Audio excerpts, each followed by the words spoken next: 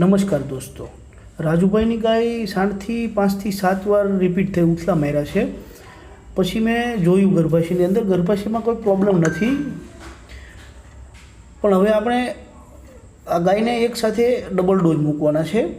પણ એ ડબલ ડોઝનું વીર્ય કઈ રીતે અને કઈ જગ્યાએ મૂકવું એ જરૂરી છે અને જાણવું જરૂરી છે કે ક્યાં મૂકવાથી શું ફાયદો થશે એ હું તમને સમજાવી દઉં હમણાં કે કઈ રીતે કરવાનું છે આપણે.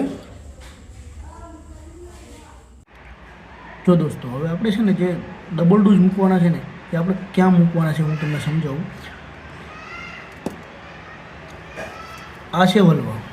હવે અહીંથી ગન પાસ કરીને આપણે વજાઈનામાં આવ્યા, વજાઈમાંથી આપણે આવ્યા સર્વિસમાંથી આપણે ગન પાસ કરી, અહીંથી ગન પાસ કરી અને આપણે નોર્મલી આપણે ડોઝ અહીં મૂકતા હોઈએ, વીર્યને અહીંયા આપણે મૂકતા હોઈએ, બરાબર.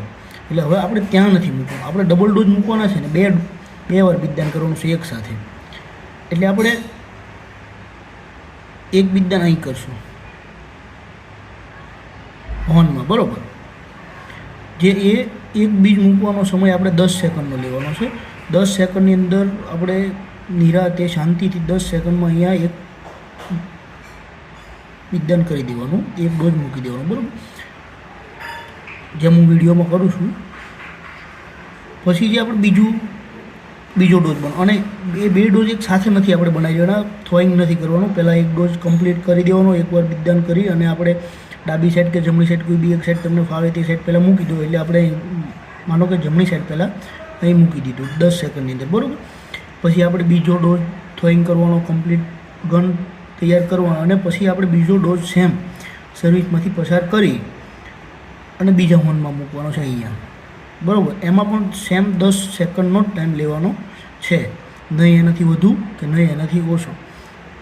આ રીતે આપણે ડબલ ડોઝ મૂકવાના છે. ડોઝને થ્રોઈંગ કરીને હું આવ્યો છું, ગન કમ્પ્લીટ તૈયાર કરીને.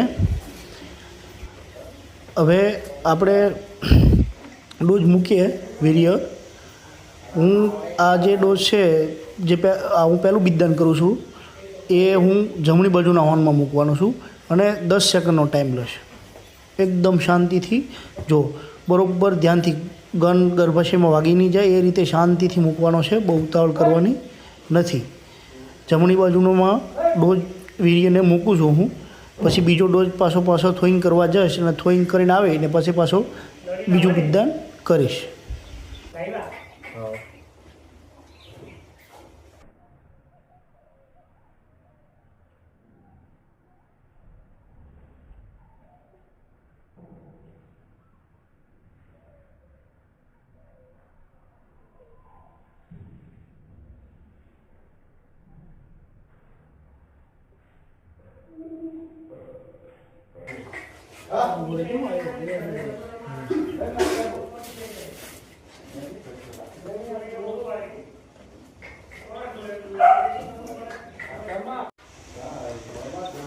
આપણે પહેલો ડોઝ મૂકી દીધો, હવે બીજો ડોઝ થ્રોઈંગ કરીને આવ્યો છું અને હવે આપણે પાછો બીજો ડોઝ પહેલાં જમણી બાજુના હોર્નમાં મૂક્યો છે, હવે ડાબી બાજુના હોર્નમાં મૂકશું.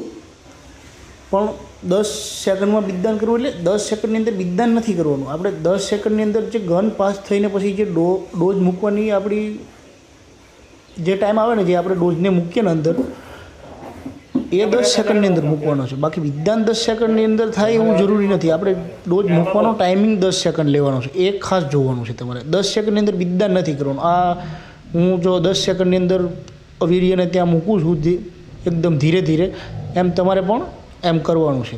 તમે આવું કરશો 100% તમારી ગાયને ભેંસ ગાભણ થશે.